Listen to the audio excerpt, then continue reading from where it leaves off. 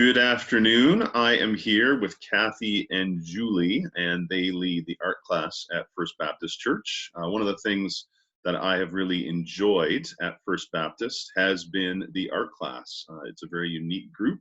It's been going for quite some time now, and it has been very enjoyable to participate in it on occasions, but also see the work that people do and how people engage with it.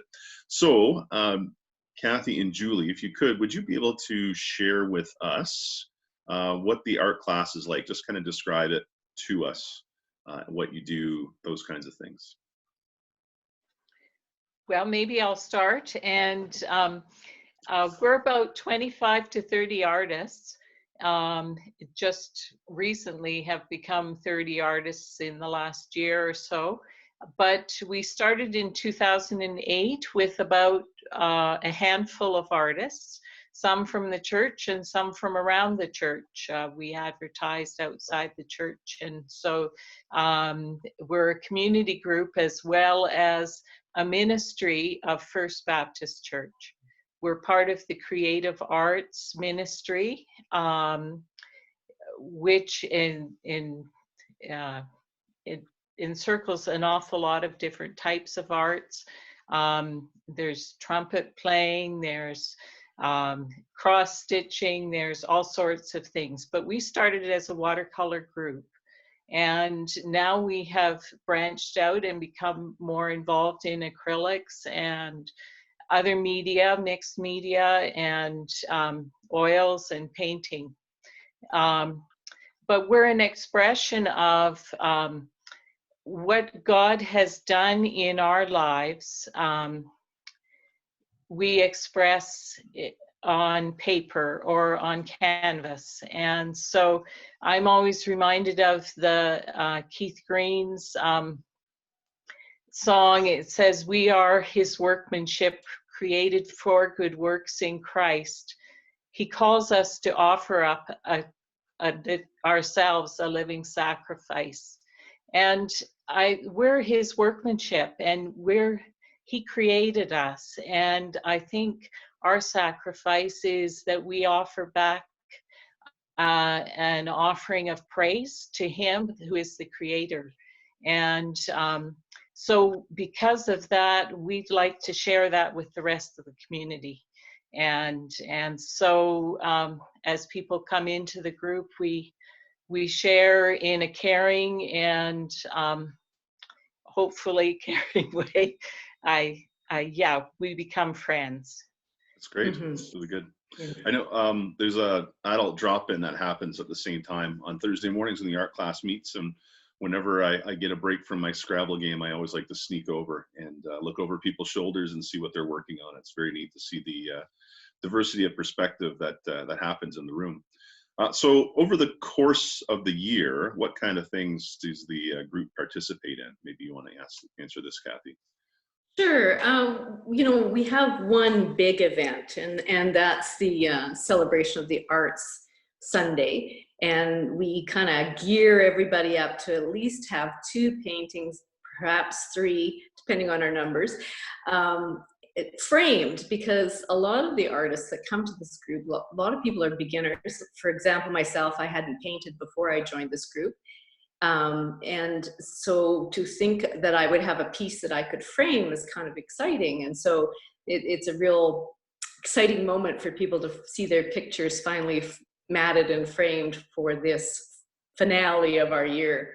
But last year we had before COVID, we did have a display out in Coaldale at the public library. And it was the first time we had a display outside of the church.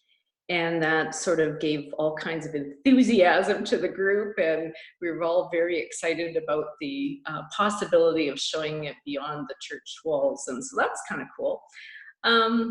We have participated a little bit in, say, if there's a special season at the church, we've asked the group, community and church, to, if they're interested, putting forth a piece that represents Easter or Thanksgiving.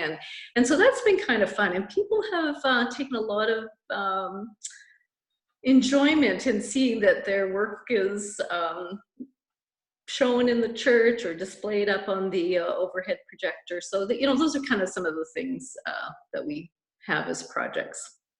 Yeah, it's really neat to see. There's quite often, I'll recall, when when we've had Easter, that we've had church services that we actually entered the building and go into. It's always been nice to be in the fireside room and see different artworks on display seasonally, and it really does enhance the worship for some people, as they really seem to connect in that way. So you did mention what seemed like last year in terms of happening before COVID-19 hit. And so that's caused a major shift in the art class, but it also seems that the art class very quickly adopted not just meeting in person, but to meeting virtually as well. And does someone want to describe what that process was like why it was able to happen so quickly, and how people have been adapting to the new reality? Well, I think, Mark, you kind of started off with a Zoom meeting for something else, and for small groups. And it sort of twinked an idea in other people's brains to think that we could possibly do that for art or for other groups. And it was a little bit of a mind challenge to begin with, wondering how. Yeah, intimidating. Yeah. But I think we decided to persevere and try and make it happen. And because we did not want to see this group fizzle. There's a momentum that is in place, and we wanted it to continue. Yeah. So when you now meet over Zoom, how many artists do you tend to have on with you through that meeting? Well, we have anywhere from about 9 to 15, and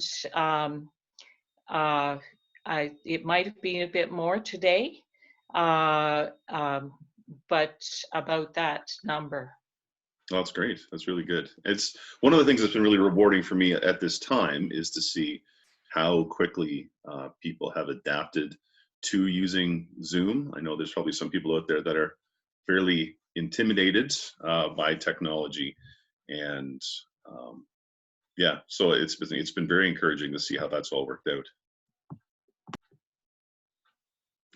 So what changes has meeting on Zoom brought about with the art class? Well, maybe I'll get started. I think that we have continued the favorite thing for the art class, which is show and tell. Some people have called it bring and brag, but anyways, people love it. And so what we're doing is really essentially going through the group, and we're just trying to learn how to best provide some feedback. That's been a bit challenging because we have to learn the etiquette of Zooming. So we also are also thinking, if we do get through the show and tell, what could we do with the last part of the meeting? Since our numbers have grown, that's not really an issue, is it, Julie? No. Well, it is to bring about cohesiveness within the group is a challenge sometimes. Yeah. But it is very encouraging that people have stepped forward in this way.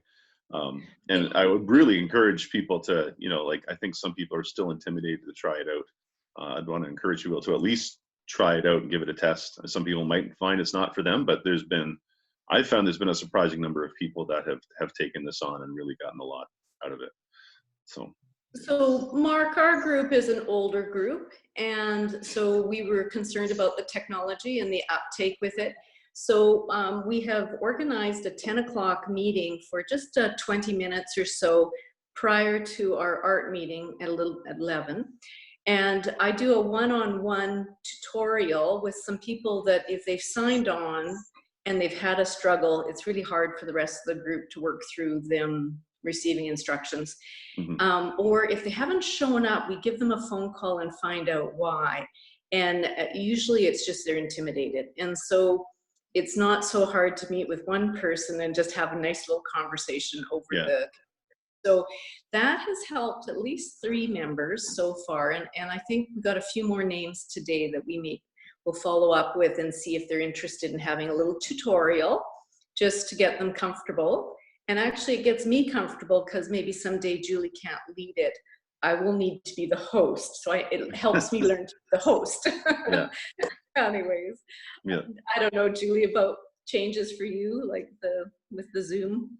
With the Zoom, with one change was that the presenter is not just Kathy or I or Diane, but each person presents their work and has to keep it up in front of the screen and explain it in order for the whole group to see that through Zoom. And that's part of the Zoom technicality and speaker view. And once you get the hang of that, it works much better. And most people are getting that. And I think just about all have got that. So we're learning as we go.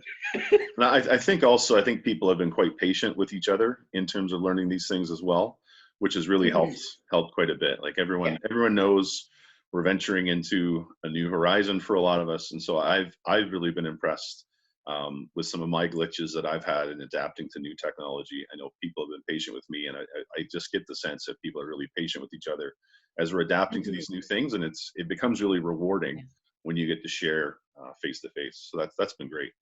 I guess the final thing I want to ask for each of you is, like, whether it's from our pre-pandemic time or our current time, what have you found most rewarding about participating in this group? Go ahead, I found sharing what I'm learning and being inspired by others, and seeing God at work in other people's lives, just the way we connect. You have to be pretty vulnerable in order to show your work, and there is a sense of respect and encouragement in doing that, and just to see others do that with you is very encouraging. That's great. Yeah, so I find that I'm getting to know people at a much different level than the high and by of life. So we, myself included, we share things that are very personal, and because this group is very caring. And so it's so nice to have a group that you can really talk on another level with. And I think during this time of COVID, I think that it is helping settle the uneasiness. Some people talked about how they can't paint because they're under such stress. Other people talk about, well, this is actually helping me with my stress. And so we're able to share that, you know what, some of us don't have such good days. And I think that being aware that people are having some challenges, and then we can support them outside of the Zoom meeting, you know, pick up the phone or, you know, I think that's one of the big benefits, just getting to know people on a much closer level than I would normally. Yeah, well, that's good. I think it's also good to have this continue on at a similar time to what it's been before, and for people to have, even though so much has changed, people can have this one small consistent thing that's actually quite a big deal. So that's been really interesting to see. So yeah, probably very true. Yeah, it becomes a highlight of the week. Yeah, absolutely. Very good. Well, thank you, Kathy and Julie, for your time today, and thank you for assisting and leading this ministry, and just having people, you know, develop their skills, and also to develop those relationships with one another, and just help us to remind us just our roots in what we're created to be as well. So thank you very much for your time today, and for all you do with this. So. You're welcome. Yes, right. very welcome. Thanks. Bye-bye. Bye.